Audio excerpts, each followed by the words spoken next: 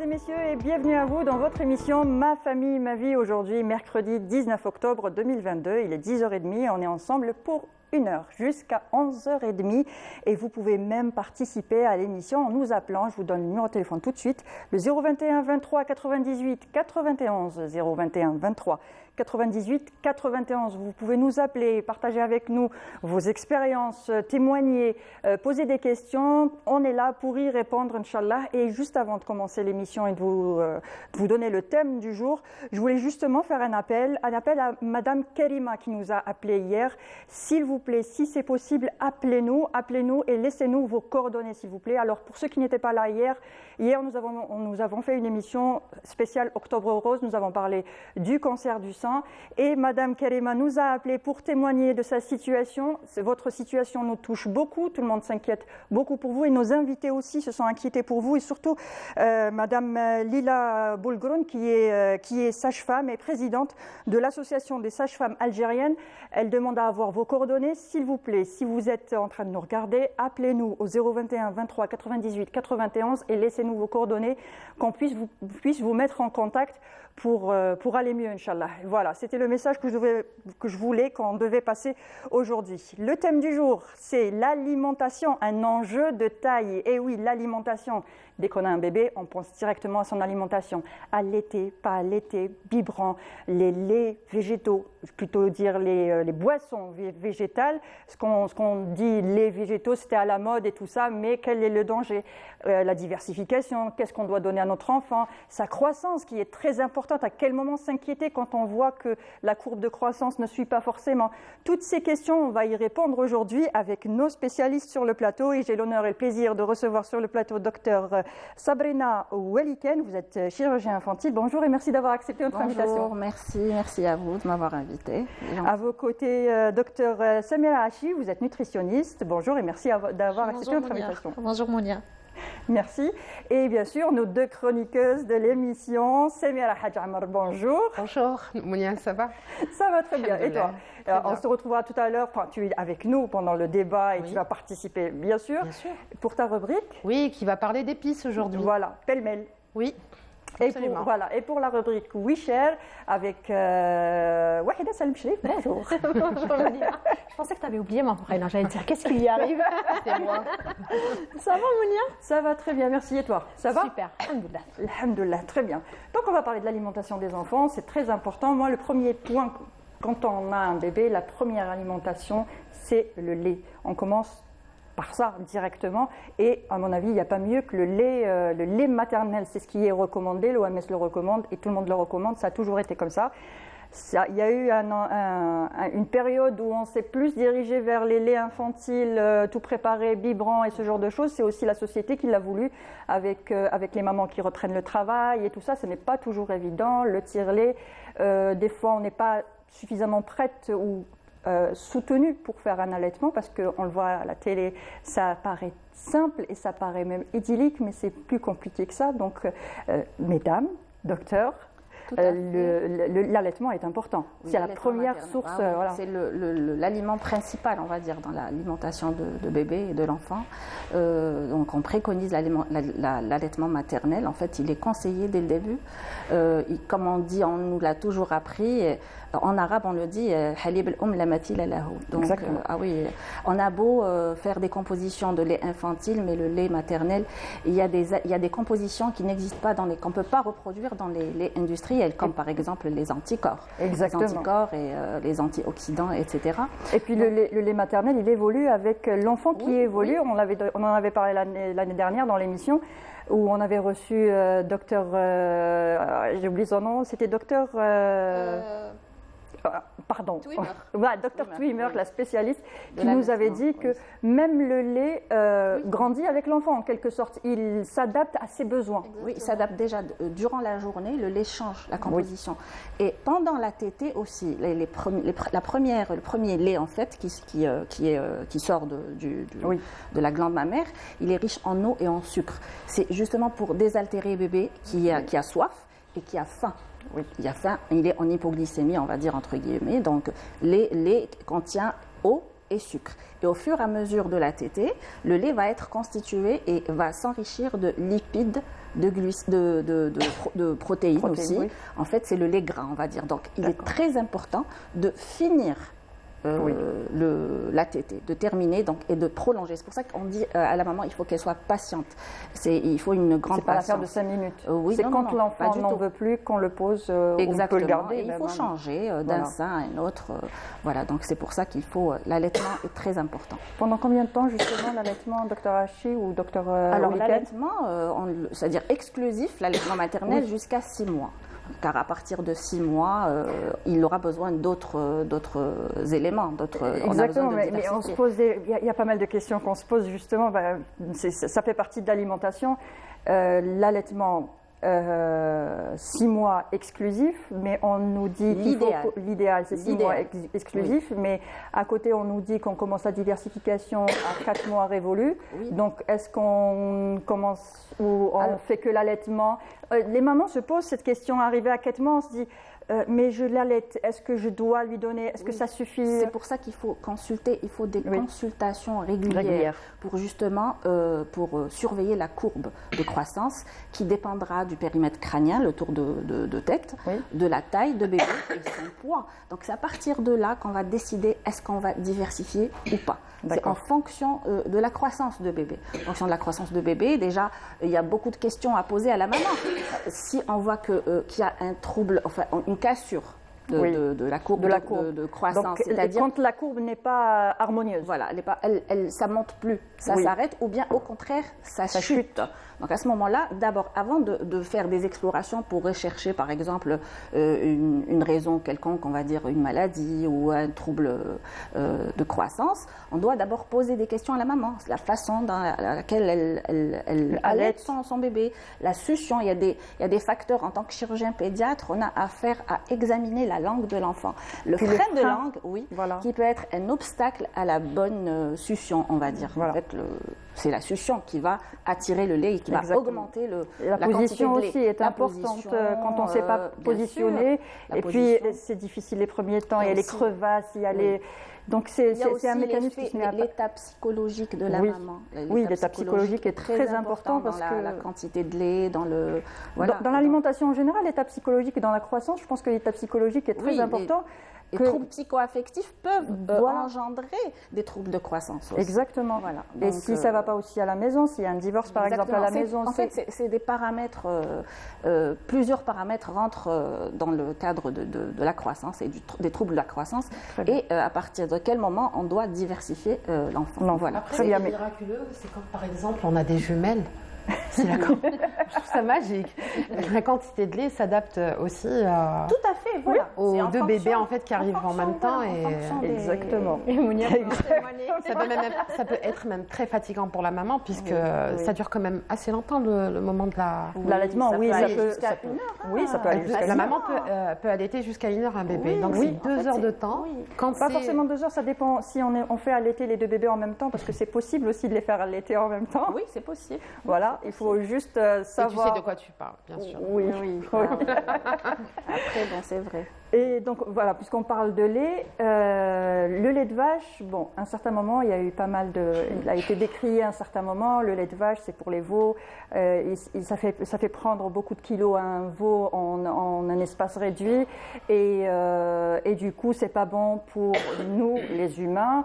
Et puis, on s'est tourné vers les boissons végétales. J'appellerais pas ça, au début, on appelait ça des laits végétales, qui ne sont pas des laits, parce que c'est une boisson d'amande. Ça ne remplace pas le lait, ni le lait de la maman, ni le lait de vache. En fait, si on donne ces boissons végétales type... on va dire, soi-disant, le lait d'amande, mais ce n'est pas du lait. C'est juste que ça a l'aspect du lait à cause de sa couleur. Voilà. Ça ne remplacera en aucun cas, et ce n'est pas du tout nutritif pour un enfant, quel que soit son âge, que ce soit à l'âge quand il est nourrisson ou bien un peu plus âgé. Ça va provoquer des carences, quelle que soit l'origine, amande, soja, etc. Donc, l'idéal, en fait, c'est l'allaitement maternel exclusif jusqu'à 1 mois, 6 mois, mais l'idéal c'est d'encourager la maman à donner toujours le sein, à allaiter jusqu'à l'âge de 2 ans, Oui. Elle peut faire un allaitement mixte entre le lait maternel et le lait industriel. Mais au fait, en parlant du lait, de l'allaitement, etc., j'aimerais aussi aborder la diversification alimentaire. Justement, la diversification alimentaire, la nutrition, c'est justement l'alimentation, c'est plus le cœur du sujet aujourd'hui. Mais avant d'entamer ça, je vais vous proposer de regarder de suivre un reportage de notre journaliste Farida Belmeslim, justement, qui nous parle de croissance, d'alimentation, qui est partie à la rencontre du pédiatre Dr Houbi. On regarde ça tous ensemble et on revient. Voilà. Un enfant évolue naturellement et gagne en poids et en taille. Il est important de surveiller son évolution pour s'assurer qu'il se développe d'une manière harmonieuse. Quand on parle de croissance chez l'enfant, ça veut dire que c'est une partie du développement de l'enfant qui est la partie du développement staturo-pondéral. C'est-à-dire staturo, c'est la taille, et pondéral, c'est le poids. Quand on prend le poids et la taille, les paramètres, ces deux paramètres, et le périmètre crânien pour les petits nourrissons, quand on les prend, on prend ce chiffre-là, mais on n'a pas à le noter seulement sur le carnet de santé. Déjà, on est obligé de le noter sur un carnet de santé.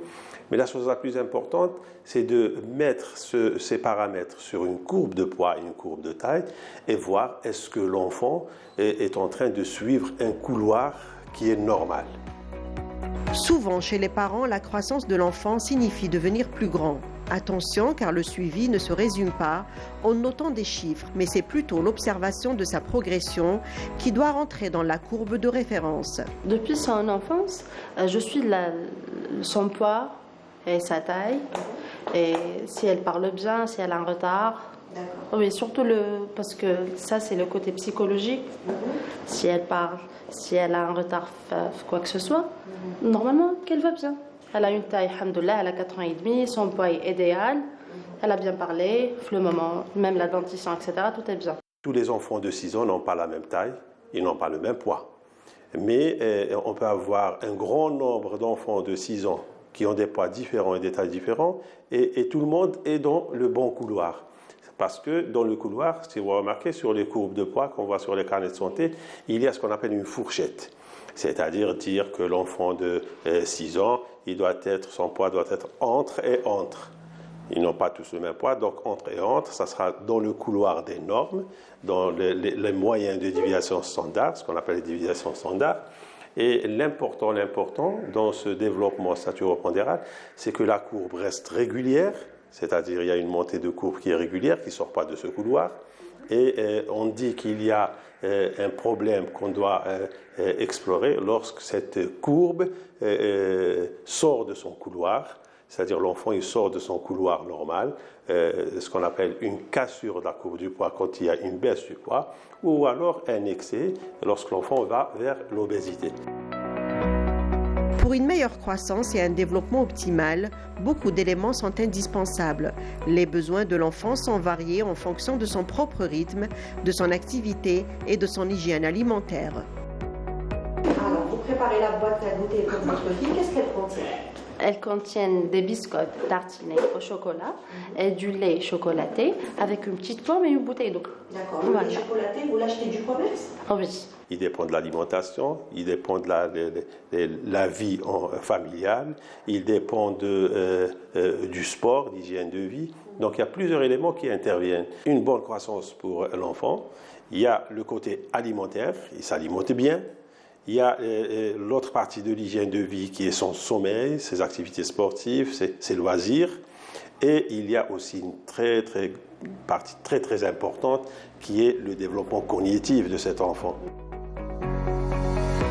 L'enfant est un être en développement constant et ses étapes de croissance sont très visibles physiquement. Retenez que la croissance est un processus complexe et qu'il ne s'agit pas uniquement de prendre des centimètres en plus.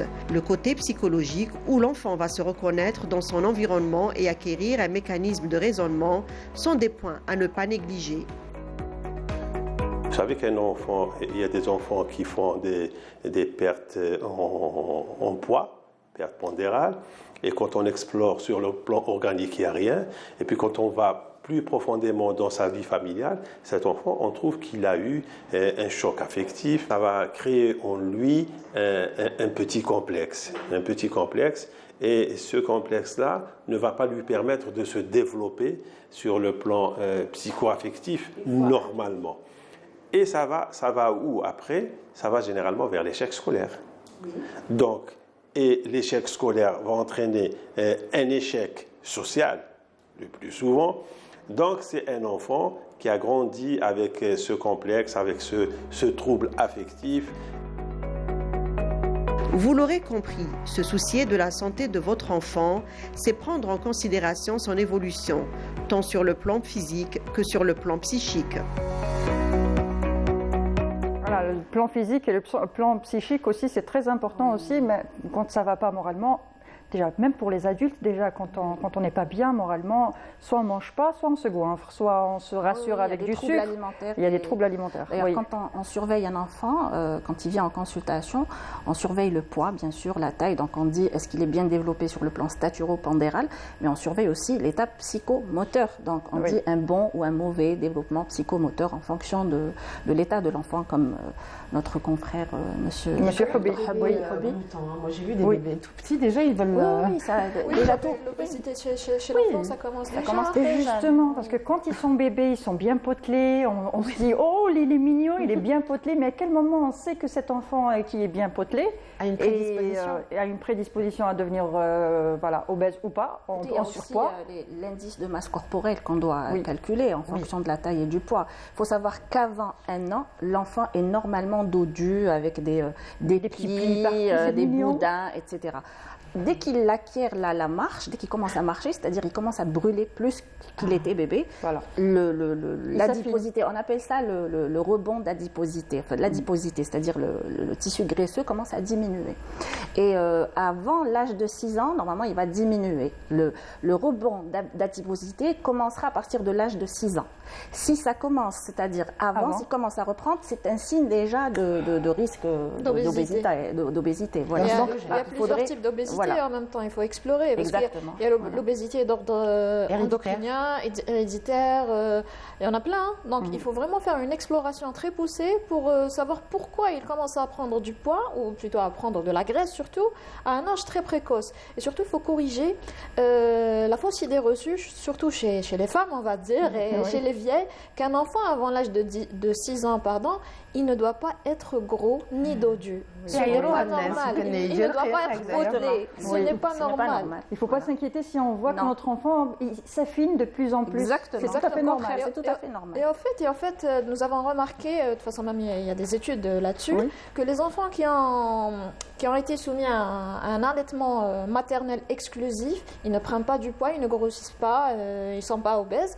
Par contre, inversement, les enfants qui ont été allaités au biberon pendant 2 ans, ou je ne sais pas, peut-être plus, ils prennent du poids et ils sont toujours plus gras, on va dire, que les autres. D'accord. Et le problème là-dessus, c'est qu'avec l'âge, en prenant de l'âge, après l'enfant il est scolarisé, etc., donc à l'école, ça commence avec les moqueries, les remarques. C'est un enfant qui va grandir avec des troubles psychologiques, avec des traumatismes, des complexes qui vont purement modifier ses conduites alimentaires. Exactement. Donc c'est ce qui va créer plus tard un trouble du comportement alimentaire qui va se traduire plus tard par une obésité, une hyperphagie, une boulimie à l'âge de l'adolescence. Une anorexie aussi. Ou même l'anorexie, oui, bien sûr. L'anorexie mentale ou physique, ça dépend. Donc vraiment, il y a un gros travail à faire là-dessus. Il faut consulter. D'accord. C'est très important. Et justement, à un certain âge, d'habitude, en général, c'est à l'âge de 2 ans, on a ce qu'on appelle attendez, je retrouve le mot, la néophobie alimentaire. Je pense que beaucoup c'est le refus alimentaire. Si on veut simplifier le mot pour les téléspectateurs, c'est le refus. C'est quand l'enfant refuse de manger. Nous dit n'aime pas manger, n'aime plus manger. Il refuse de manger, surtout les légumes. Exactement. Oui. Avant, pendant la diversification, il découvrait, il mangeait tout ça, mais à partir de l'âge de 2 ans, je veux plus les morceaux, ou je veux plus cette couleur, ou je ne veux que des fruits, ou je ne veux que des... Il ne faut pas oublier, Monia, qu'avant l'âge d'une année, c'est une alimentation plus ou moins mixte, mixée plutôt. Oui. Voilà. Mais après, quand on passe, on modifie la texture, donc l'enfant avec la dentition, etc., donc il commence à refuser, c'est une nouvelle texture pour lui. Mais c'est des étapes aussi, il faut respecter les étapes. Quand on commence, c'est bien mixé, ensuite c'est mouliné, on va dire, avec des grumeaux, ensuite c'est des petits morceaux à partir de exactement, exactement. On peut lui proposer. Mais avant de passer à cette étape, j'aimerais parler de la diversification parce qu'il y a beaucoup de mamans qui ratent ou qui font beaucoup de bêtises, je vais dire, au moment de la diversification. Alors, le premier point important dont je voudrais parler, c'est l'introduction du gluten, donc tout ce qui est céréales ou à base de céréales. Donc, le gluten, il doit être introduit entre l'âge, pas avant l'âge de 4 mois, pas après l'âge de 7 mois, parce que ça risque, après l'enfant, il risque de développer des allergies, intolérance au gluten ou carrément la maladie cœliaque s'il y a une prédisposition. D'accord? Donc c'est très important. Moi j'ai vu certaines mamans qui ont introduit le gluten, ça veut dire une source de céréales, après l'âge de 7 mois. C'est une erreur. Donc les farines qui contiennent du gluten, à base de blé ou autre, on les introduit entre l'âge de 4 et 6 mois. D'accord. Pas au-delà de 7 mois, pas après.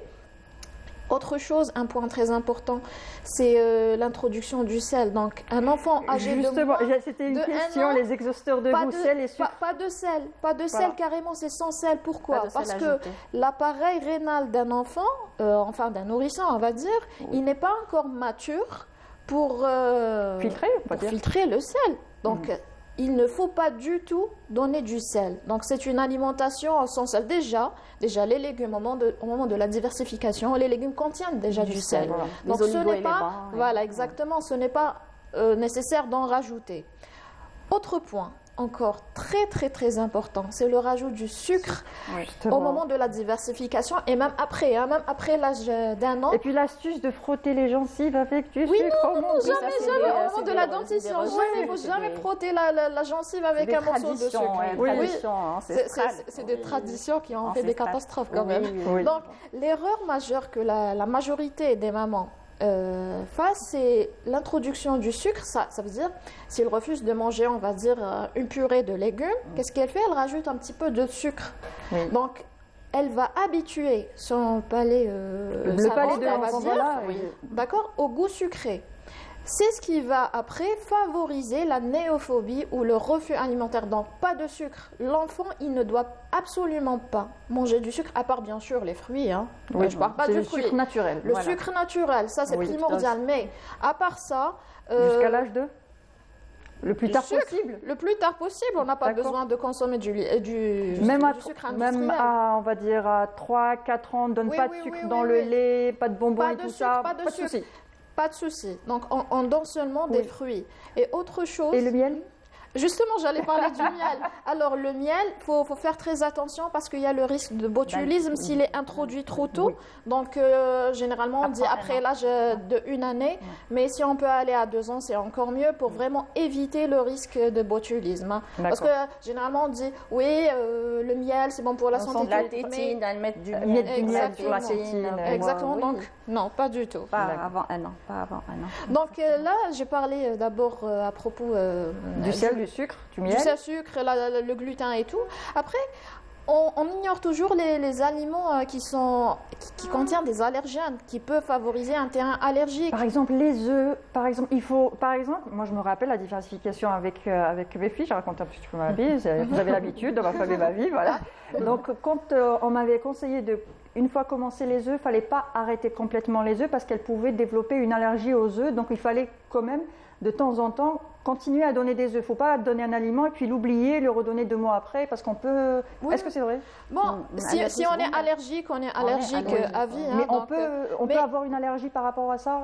On peut avoir l'allergie aux œufs, bien sûr. Mais au moment de la diversification, on introduit le jaune et le blanc. Donc, c'était une fausse idée reçue de donner que du blanc ou bien que du jaune. Donc, les deux en même temps. S'il n'y a pas une réaction allergique dès le départ, tant mieux, on va continuer. Mais sinon, s'il y a une réaction, il faut arrêter définitivement. D'accord. Les œufs, bien sûr, les œufs, pas le poulet après, parce que les œufs, c'est pas la même chose. C'est pas la même chose. Et les protéines, alors les viandes, le poisson? les viandes rouges, les viandes blanches. Il faut les introduire quand on commence au moment de la diversification, on va commencer avec 10 grammes, ensuite 20 grammes, 30 grammes. Une cuillère à soupe à peu près, c'est même pas ça? Bon, même pas. Voilà. C'est 2 cuillères à café, mais ça doit être mixé, bien cuit. Il faut veiller surtout sur la cuisson. La cuisson, on insiste là-dessus. Et on ne rajoute pas des épices, surtout pas. C'est ma rubrique. Donc, on parlera des épices et des astuces avec des épices et on en parlera tout à l'heure. Il y a quand même quelques astuces. Parce qu'en fait, il y a des mamans qui... Moi, j'ai vu des cas. Il y a des mamans qui donnent à leurs enfants âgés moins de 1 année ou quelques mois, ils donnent la même chose à ce qu'ils mangent à table. La même chose qu'aux adultes, avec du poivre noir. Voilà, exactement, du gingembre, etc. Non. Oui. Donc, même l'appareil digestif, le côlon de l'enfant, il n'est pas encore assez mature. Il est encore pour supporter, il est encore fragile. Donc, ce n'est pas normal de rajouter des épices. C'est horrible. Ah, mais je suis désolée. Mais il y a des épices. Non, mais il y a certaines choses. Bon, on en parlera tout à l'heure. On parlera tout à l'heure. Voilà. Par exemple. On en parlera tout à l'heure. Ah, d'accord.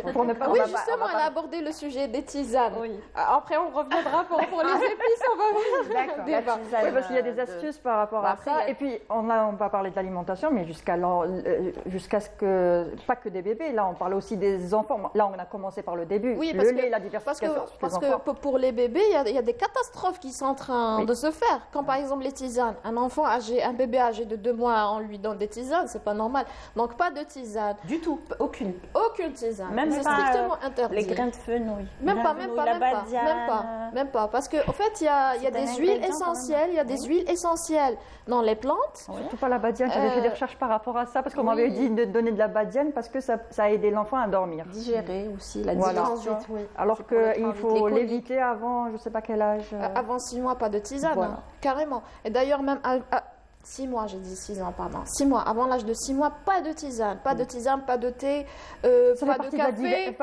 Thé, café, je suis désolée, mais c'est sûr que les enfants n'en prennent pas. Il y en a certains parents qui donnent, ils viennent tester, oui, mais pas pour les bébés. Ils font goûter. Oui, il ne faut pas faire goûter. Pour voir la grimace, par curiosité, pour voir la grimace. Je préfère faire ça avec le citron. Du citron, oui, c'est marrant. Oui, mais après, les bébés ne sont pas des cobayes. Non, pour la grimace du citron, ça fait le buzz à un certain moment. Au moment de la diversification, quand j'étais en train de donner certains fruits, certains légumes et tout ça, justement, j'avais essayé de leur donner du citron, des tranches de citron comme ça et de voir la grimace. Et finalement, ce n'était pas une grimace, elles ont adoré. Mais jusqu'à présent, elles adorent le citron. Question. Oui. Légumes ou fruits? Par quoi on commence? Parce qu'on nous dit qu'il faut toujours commencer par les légumes parce que... Non, c'est une fausse idée reçue. D'accord. On peut commencer avec des légumes comme on peut commencer avec des fruits. En même temps. Oui. En même temps, oui. D'accord. Et à des intervalles. Même pour les protéines, donc il n'y a pas de souci là-dessus. Même avec les œufs, les poissons, etc. Oui.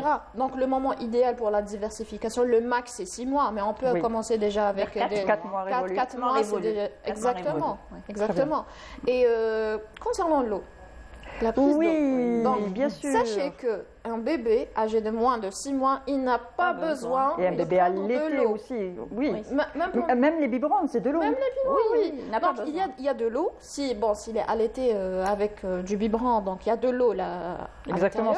Après, s'il est allaité avec du lait maternel, il y a de l'eau parce que la première tétée, sa fonction c'est d'hydrater l'enfant. Après, il faut continuer à allaiter le bébé parce que le lait qui est gras. Voilà, on va dire c'est comme une entrée, un plat, un dessert. Donc exactement. Le lait, ça passe comme ça passe par de réhydrater d'abord l'enfant et ensuite par le sucre et puis après. Voilà.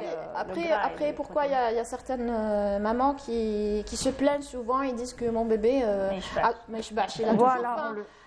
On a aussi la famille aussi autour qui nous dit ton enfant il prend pas de poids et ce genre de choses. Pourquoi justement? Parce que pendant l'allaitement, elle change de sein. Voilà. Et c'est la même chose. Exactement. Donc le bébé quand il commence à téter, il tète d'abord du lait qui est très hydraté, on va dire. D'accord. Il n'est pas gras, il n'est pas très nutritif, il n'est pas très riche.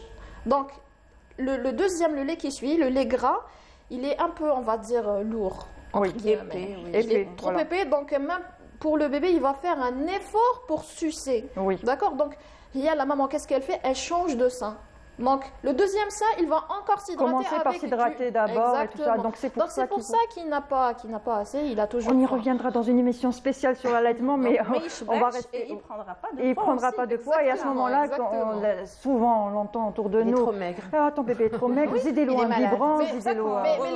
Mais le conseil crucial des vieilles, elles vont lui dire au fait, ton alimentation, tu dois prendre plus de sucre, plus de gras, plus de tomena et de mchoucha pour avoir une bonne montée de lait. Ça, c'est faux. Pardon? Sardines. Les sardines, on dit qu'il faut manger, il faut donner. C'est pour elle, pour les. Non, je parle de la maman. Pour l'allaitement. Parce que même la qualité du lait maternel, elle dépend de l'alimentation de la maman. Il ne faut pas oublier ça. Donc l'alimentation du bébé passe aussi par l'alimentation de la maman. Exactement. Donc elle aussi, elle doit bien manger, qualité, pas quantité, qualité, pour assurer une bonne alimentation et un bon lait de meilleure qualité pour l'enfant. D'accord, très bien. Donc on a parlé lait, diversification. On va revenir sur le fait que les enfants n'aiment pas manger des légumes, surtout à un certain âge, c'est l'âge de l'opposition, c'est l'âge de 2 ans, le terrible two, comme on l'appelle, le moment où ils commencent à dire non pour tout. Tu veux jouer? Non. Tu veux machin? Non, non, non, non, non. Tu veux des carottes? Non. Tu veux des frites? Oui. Et à ce moment-là, les parents sont démunis. On ne sait plus quoi faire exactement. Est-ce qu'on va obliger l'enfant et attendre qu'il mange? Est-ce qu'on va proposer autre chose? Ou est-ce qu'on va, par exemple, le priver de dessert? On dit, si tu ne manges pas ton assiette, tu n'auras pas ton dessert. Non, il ne faut pas utiliser les mains. Justement, c'est ça. Les parents sont souvent démunis face à ça et ne savent pas quoi faire. On attend vos conseils. En fait, les parents, ce n'est pas qu'ils sont démunis. L'erreur, c'est que les parents, ils cèdent aux caprices des enfants.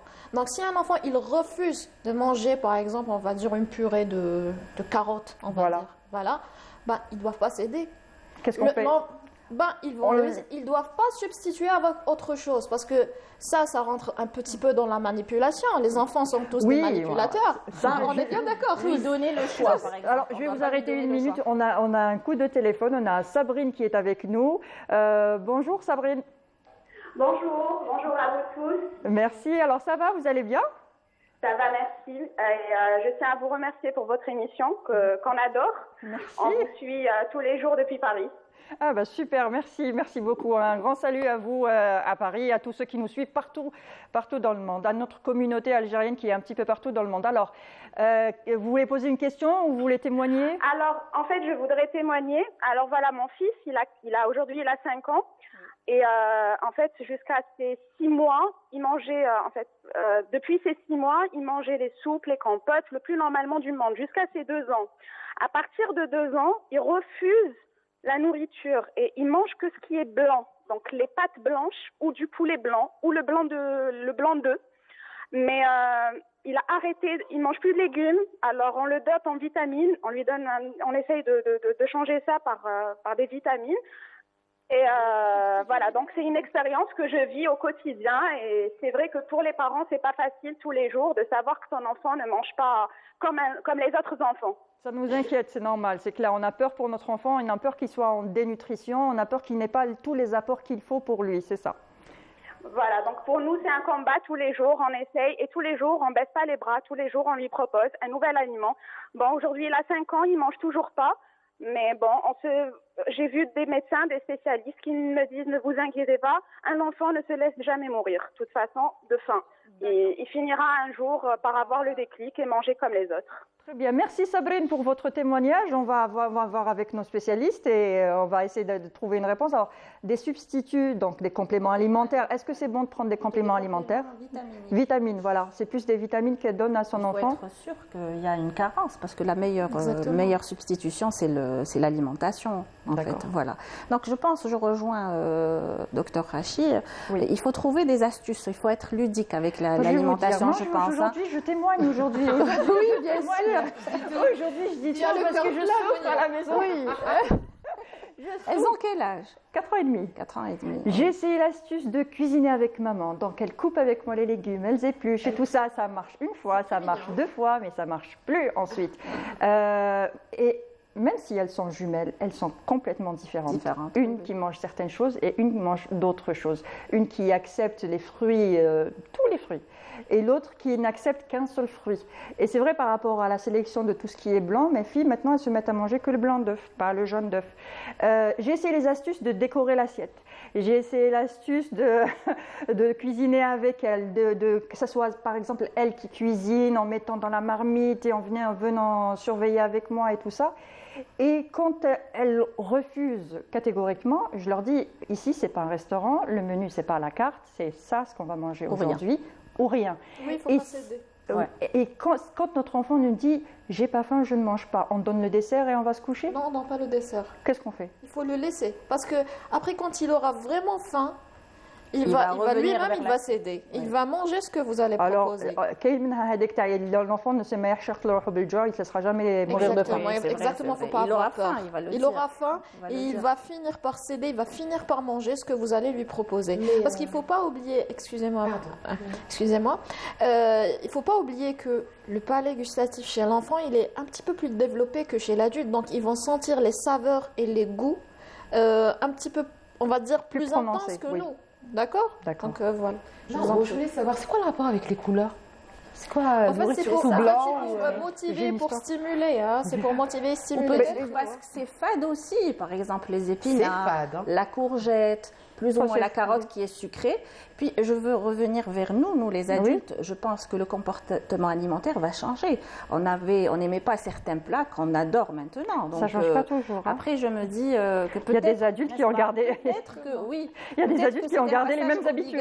Et qu'il faut être patient. Mais je peux vous dire qu'il y a des adultes qui ont gardé les mêmes habitudes. Et souvent, c'est la maman qui dit, voilà, quand il était petit, il n'aimait pas, il aimait tout ce qui était pâtes et tout ça. Comme disait Sabrine, justement, il faut répondre aussi à sa question.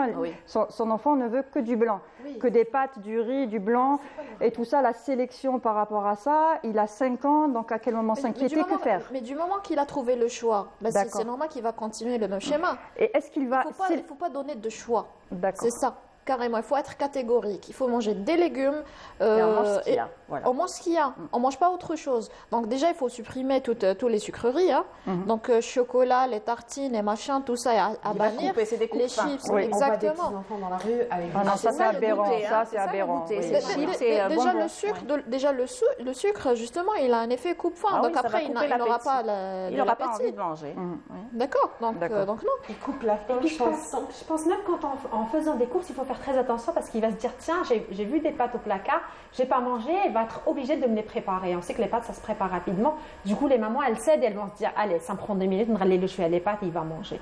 Je pense qu'il faudra arrêter aussi de faire un stock visible aux enfants. Et il faut pas emmener aussi les enfants aux supérettes pour voir tous les emballages et les couleurs. Personnellement, on les emmène, mais on ne prend pas de pâte à tartiner, on ne prend pas de bonbons, on ne prend pas ce genre de choses. Parce on est cadré. Parce qu'elles n'ont pas été initiées au goût des pâtes à tartiner. Jamais de sucre, jamais de bonbons, jamais. Jusqu'à présent, c'est demi-sel. Donc, j'écoute beaucoup les conseils justement des spécialistes et tout ça, et c'est pour ça que je réagis beaucoup par rapport à ce thème, parce que je me sens vraiment concernée. Je pense que toutes les mamans qui nous regardent se sentent aussi concernées. Donc les conseils de ne pas donner de bonbons, de ne pas donner...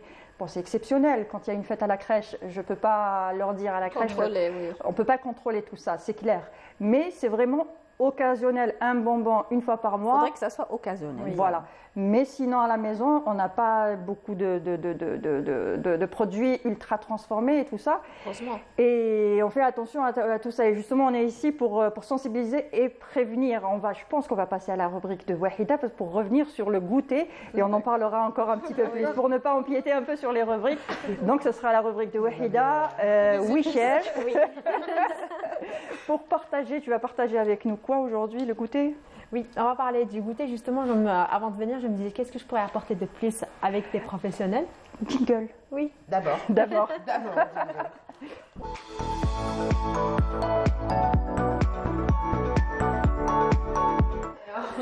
J'aurais dit. Le goûter d'abord. Oui, le goûter. La prochaine fois, je vais faire l'effort de vous préparer une lunchbox, une goûter box. Voilà. Donc en fait, justement, en arrivant ici, j'ai dit tiens, on va avoir des professionnels. Quel thème je vais aborder? Qu'est-ce que je pourrais apporter de plus? J'ai dit parlons de goûter. Est-ce que je vais venir proposer à nos téléspectatrices, parce que voilà, on est plus concernés par ça, des recettes de goûter, des idées? Mais non, parce qu'il y a tout sur Internet en ce moment, et je pourrais pas exiger un aliment pour des parents, parce que je ne connais pas la situation des enfants. Du coup, j'ai dit, allez, on va aller dans les conseils, on va rester dans le principe un peu de l'émission, on va donner des conseils face à tout ce qu'on est en train de remarquer dans les grandes surfaces avec toutes les tentations. Aujourd'hui, je vais donner des petits conseils aux mamans. Donc, on va commencer par le premier conseil qui est changer dans la mesure du possible les aliments ultra transformés pour des aliments plus frais et plus maison. Donc, si je dois préparer un goûter, arrêtons d'acheter à 10h du matin des chips parce qu'on les voit, les mamans, rentrer dans les grandes surfaces ou des supérettes, acheter des chips, des jus ou des bonbons tout simplement. Elles les mettent dans des box. C'est vrai qu'elles font l'effort, elles achètent les nouvelles box tendance et tout avec les dessins animés, les personnages animés, mais elles mettent des trucs dedans qu'elles achètent. Et le deuxième conseil que je peux donner aux parents qui nous regardent, de façon graduelle, changer la bouteille de jus. Donc, normalement riche en sucre, colorants et autres additifs. On peut utiliser de l'eau de fruits.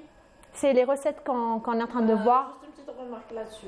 Alors, en utilisant l'eau de fruits ou le jus de fruits? Le jus de fruits ou bien l'eau de fruits. Je vais vous dire pourquoi le jus de fruits. J'ai discuté avec les mamans, elles me disent « Oui, mais mon enfant, il n'aime pas quand je presse le fruit et tout, il préfère le manger tel qu'il est. » Et puis, je pense qu'un fruit, c'est mieux. Il faut le manger, il ne faut pas prendre le jus de fruits parce qu'un jus de fruits qui n'est pas mixé, ça veut dire on va juste extraire. On va seulement extraire l'eau et le sucre. Oui. Mais le plus important, la partie la plus importante des micronutriments, là où on trouve des fibres, des micronutriments comme des vitamines et des minéraux et tout ça, c'est dans la pulpe. Dans la pulpe, d'accord. Voilà. Donc, pas de jus. Que ce soit industriel ou maison, pas de jus. Oui. Carrément. Oui, justement, je conseille aux mamans de préparer des jus à la maison avec des fruits. Oui, mais ça doit être mixé. Si vous dites, avec la pulpe. Oui, la pulpe. Il y a des enfants qui n'aiment pas justement les jus et la pulpe. Justement, quand ils voient, ils se disent « Ah non, je ne veux pas manger. » Non, mais les enfants n'aiment pas la pulpe en général. Oui. C'est pour ça qu'il faut mieux leur donner le fruit. Mixer, pas le jus, c'est-à-dire au blender pour faire des smoothies. Des smoothies, c'est un peu plus... L'eau aromatisée, c'est pas bon? Oui, si. L'eau aromatisée, c'est autre chose. Maison. L'eau aromatisée, ça passe. Parce que là, on ne va pas seulement extraire du sucre, d'accord? Mais ça reste aromatisé, ça veut dire que le fruit va seulement libérer l'arôme, ces arômes, comme par exemple des fraises ou autres. Voilà. On va les aromatiser pour inciter à encore boire beaucoup d'eau. C'est ça. Oui. Voilà. Alors, le deuxième conseil aussi, c'est qu'il faut toujours ajouter un fruit frais ou bien un légume. Tout simplement, on a des carottes, des petites tomates, des concombres qu'on peut couper en rondelles, qui sont des aliments plus riches en vitamines, minéraux et fibres et augmentent la sensation de satiété. Donc là, on a tendance à mettre des chips ou mettre des gâteaux qu'on achète un peu à droite et à gauche. C'est mauvais. En fait, désolée, je vais t'interrompre. Une petite astuce. Oui. Au lieu de donner des chips industriels ou faits maison, ça reste frit quand même. Oui, c'est de la Pourquoi ne pas proposer on coupe la pomme ou de fruits. Comment on va dire en filamelles et on cuit ça sur papier cuisson au four. C'est croustillant. Exactement. C'est comme des fibres. Avec des fruits, avec de la pomme, de la banane. Oui, mais c'est beaucoup plus la pomme parce que quand elle est déshydratée au four, ça fait l'effet des chips. Voilà, l'effet des chips, et c'est sucré et c'est plus sain. Oui. Et alors, ce qu'il faut rappeler, vous allez le rappeler, vous, les professionnels, aux parents, c'est que quand les enfants consomment des aliments très riches en sucre, donc en sucre ajouté, ils ont tendance à manger moins. Oui, parce que ça coupe la faim. Ça coupe la faim. Et il faut se méfier du sucre caché, quand par exemple un ketchup, sauce barbecue, etc. Donc ça contient du sucre caché. Alors le conseil 3 que je pourrais donner aux parents, c'est concernant toujours le goûter à l'école, il faut inclure des aliments riches en glucides comme du pain, des toasts. Vous avez vu, en ce moment, il y a des emporte-pièces pour faire des gâteaux. On peut faire des toasts pour les enfants en prenant du pain complet ou autre pain. Voilà, j'allais dire, par exemple, que ce soit complet. Voilà. On peut avoir aussi des biscuits. Mais par contre, là, ce que vous avez montré, il y a une tranche de charcuterie, donc pas de charcuterie. Pour les enfants. Même chez l'adulte, de toute façon. Oui, mais chez l'enfant. C'est salé en plus. Parce que, vous savez, les charcuteries qui se vendent partout au monde contiennent du nitrite. Et les nitrites, c'est au pluriel, c'est le premier facteur pour déclencher un cancer colorectal. Ça a un effet 100% cancérigène. Donc, ça fait peur. pas de charcuterie. Voilà. Surtout pas chez l'enfant. Pas de cachir, pas de tout ça. Pas de fait pâté. Maison. Bon, Fait maison parce qu'on ne met pas de nitrite. Donc, mais nitrite, en fait, c'est des sels nitrités. C'est pour garder la couleur rose, entre parenthèses, de la viande. Donc pas de charcuterie. C'est pas normal. Et aussi, tout ce qui est fumé, c'est un arôme fumé qu'on ajoute. Oui, c'est cancérigène. C'est cancérigène. Écoute, Mounia, toutes les charcuteries contiennent des nitrites. D'accord. Voilà, c'est la base. On peut préparer pour nos enfants des toasts, des gâteaux, des petits biscuits à la maison. Je pense qu'on a tous eu droit à une lumja comme ça quand on était jeunes. Moi, je me rappelle du pain avec la barre de chocolat. Exactement. C'est 3 carreaux de chocolat avec un bout de pain. Noir. Le vrai chocolat, justement, j'avais remarqué sur le marché. Moi-même, j'ai fait l'expérience en achetant du chocolat, j'ai trouvé du Fujikao. Alors, pas de VGKO, surtout pas. Ouais. La différence entre chocolat et VGKO, c'est que le VGKO, on extrait le beurre de cacao, on enlève et on le remplace avec de l'huile de palme, qui a beaucoup d'effets néfastes pour la santé.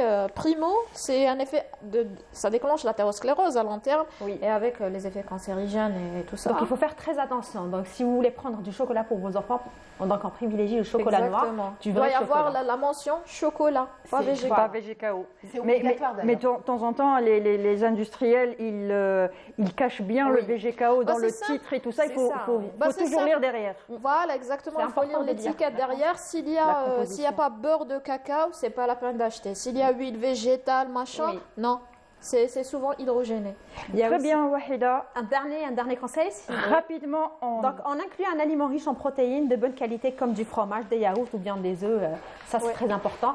Pourquoi on doit formuler une box bien consistante pour les enfants? C'est pour les réussir à maintenir la journée, mais surtout à rester concentrés durant l'école. Exactement. Tout à fait. Très bien. La box, lunchbox. La lunchbox, ou appelée aussi bento, qui nous vient du Japon aussi. Donc, nous avons Soumia en ligne. Soumia, bonjour. Bonjour, madame. Ça va? Vous allez bien? Merci beaucoup pour votre émission. Merci à vous de nous suivre. Je vous en prie. Merci. Oui. Donc, voilà, je voulais intervenir pour le goûter de mes enfants et le petit déjeuner entre parenthèses. Très bien. Donc, voilà, moi j'ai acheté le lunchbox et j'achète le pain de mie que j'évite tout ce qui est sucré. D'ailleurs, même mes enfants, ils ne sont pas trop sucrés. Ils sont beaucoup plus salés que sucrés. Donc, cette année, on a éliminé le goûter industriel. Donc, tout ce qui est jus, les aromatisés et tout. J'ai remplacé par les fruits. Ils prennent des fruits de saison, bananes, pommes. D'ailleurs, même au petit déjeuner, ils se réveillent avec un pot de yaourt. Le yaourt à boire, banane, ça dépend l'arôme. Avec une banane, ou là, ça dépend ce qu'il y a.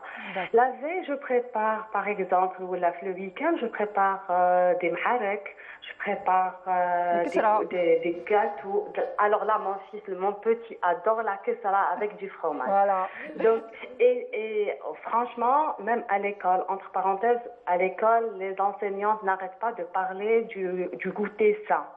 Éviter les chips. D'ailleurs, mes enfants, quand ils rentrent le soir, ils me disent « Maman, maîtresse nous a dit qu'il ne faut pas manger les chips, c'est déconseillé pour la santé, pardon. » Donc, il y a aussi les autres parents qui aident aussi. Il y a mon fils qui rentre le soir et me dit « Maman, tu sais, ma copine a ramené des carottes, des concombres coupés. Tu fais la même chose demain. » Donc, franchement, le goûter a complètement changé par rapport à l'année passée où on achetait des gâteaux industriels et foyers. Oui. Voilà, donc cette année aussi, je prépare le pain hamburger. Je fais des tartines de fromage avec du thon nature ou bien à l'huile. Je compresse un peu et je leur donne. J'évite la tomate, on ne sait jamais d'or ou là. Oui. Mais sinon, la pizza que je prépare la veille, que je garde pour le lendemain. Voilà, généralement, c'est ça. Pas mal d'astuces. Merci en tout cas pour toutes vos astuces. C'est un très, très, très bon exemple. Vous avez pu passer de l'industriel vers tout ce qui est fait maison. Oui. C'est super. Et même il y a la sensibilisation au niveau des écoles aussi. On sensibilise beaucoup par rapport à ça, par rapport à beaucoup de sujets. Je l'ai remarqué aussi avec mes filles et même par rapport au goûter, Dr Walikan. Donc il y a la sensibilisation. Il faut faire attention au petit déjeuner et au goûter. Le petit déjeuner, je pense que c'est le repas le plus important. Malheureusement, les enfants, à partir d'un certain âge, ils zappent le petit déjeuner. Voilà.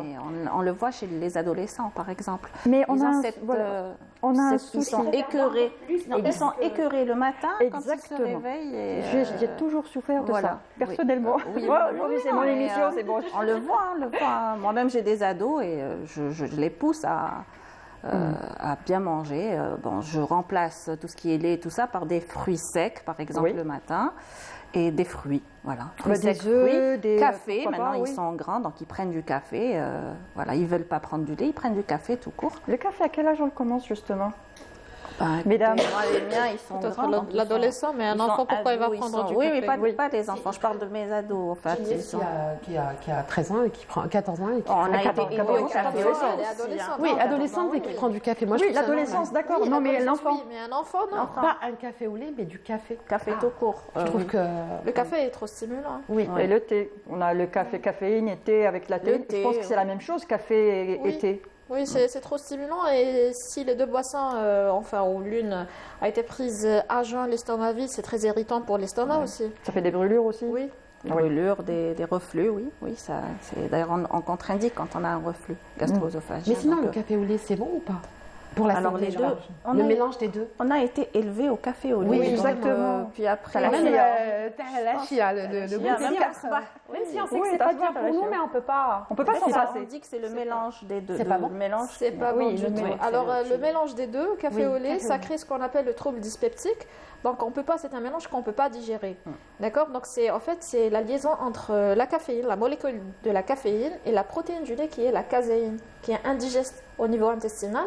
Et surtout si le sujet il présente un déséquilibre de la flore intestinale. Donc en fait nous déjà à l'âge adulte, on n'est pas conçu à consommer du lait.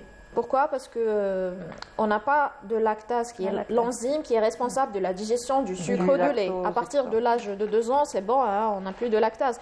Donc, à partir de 2 ans, c'est la flore intestinale qui commence à digérer le lait en faisant la fermentation. Alors, en mélangeant caféine plus caséine et avec du lactose, c'est un mélange, c'est un cocktail qui n'est pas du tout bon pour la digestion. Exactement, pour la digestion et surtout pour la flore intestinale. C'est la raison pour laquelle la plupart des Algériens souffrent, pour lesquels j'ai un problème de côlon, j'ai des ballonnements, c'est souvent ça, colon nerveux, etc. On a le colon irritable. Exactement. Colon irritable et ce genre de choses. Chacun essaye, au moins il essaye pendant un mois de carrément proscrire le mélange café au lait. Moi, je ne pourrais pas. Personnellement, sincèrement, c'est pas possible. C'est une tradition. Bon, on va passer à la rubrique. On va passer aux épices. Après, on reviendra sur le café au lait. C'est à Samira maintenant avec sa rubrique pêle-mêle jingle. Il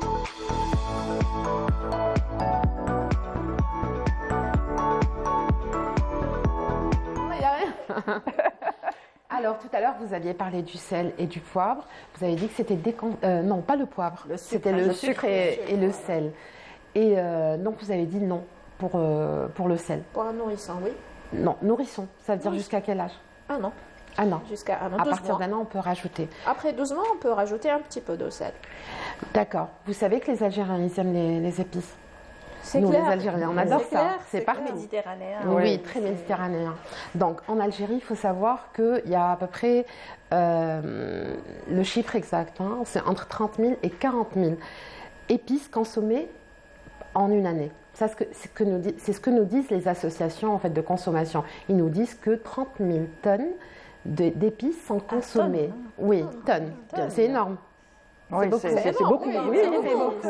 Vu les quantités qu'on utilise, des petites pincées de... Exactement.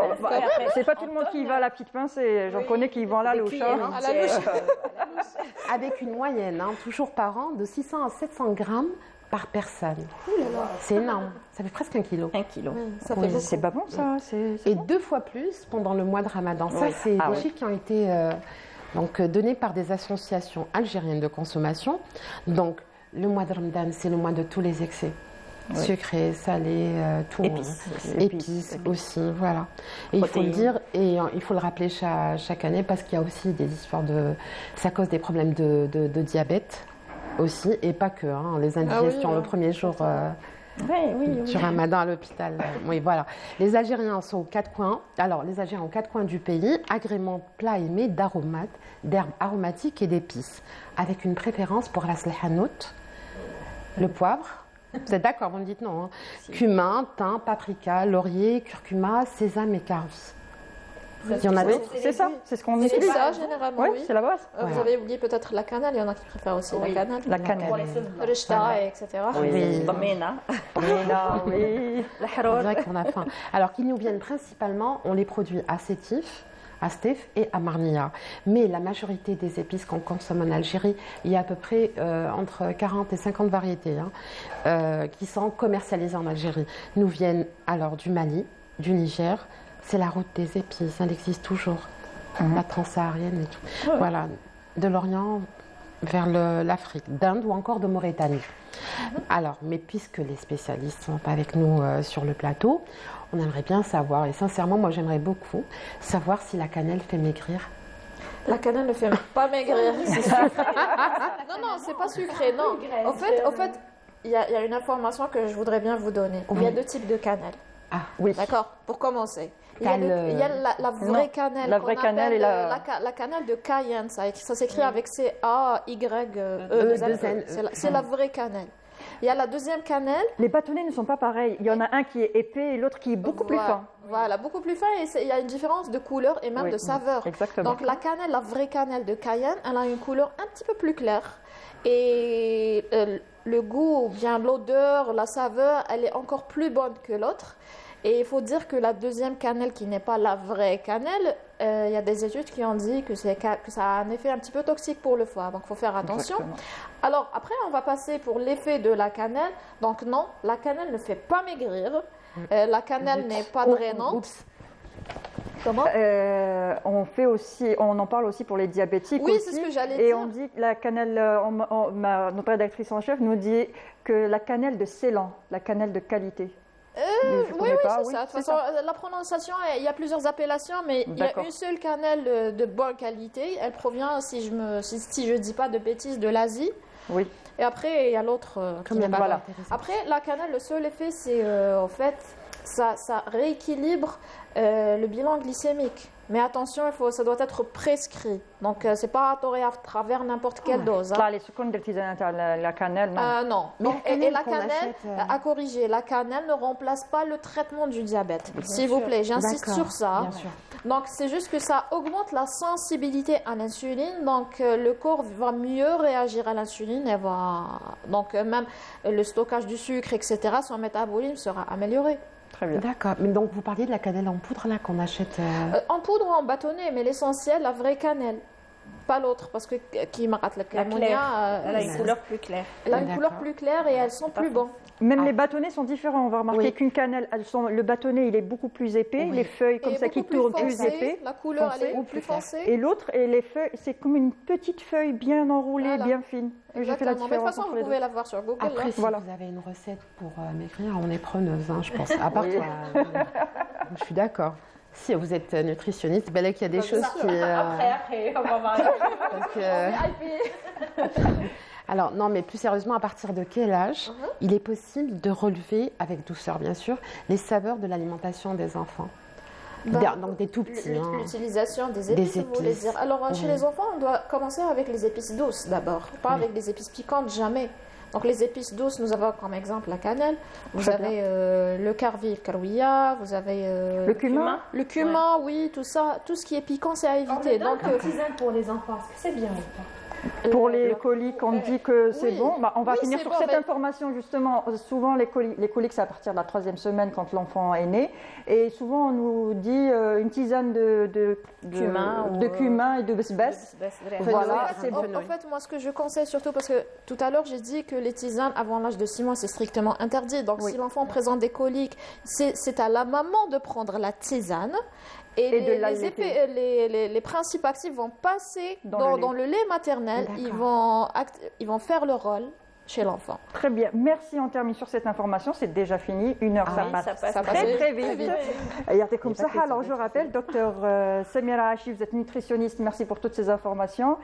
Docteur Sabrina Ouliken, vous êtes chirurgien infantile. Merci aussi pour votre participation.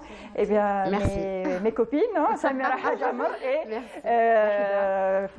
Wahida Salim-Shref. C'est pas ma journée aujourd'hui. Pour une deuxième fois. Alors, chers téléspectateurs, on se retrouve la semaine prochaine. Inch'Allah, je vous souhaite un bon week-end, reposez-vous, prenez soin de vous et au revoir.